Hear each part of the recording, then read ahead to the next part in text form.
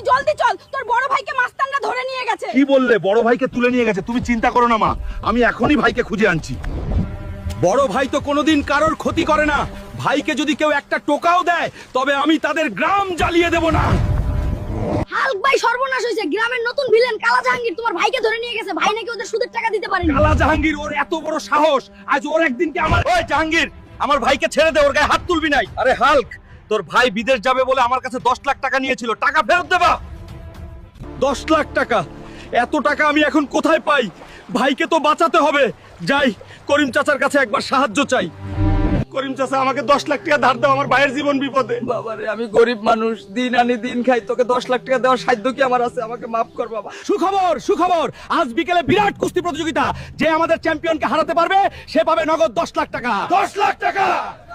এই দানবকে দেখুন, অপরাজেয় চ্যাম্পিয়ন এখানে।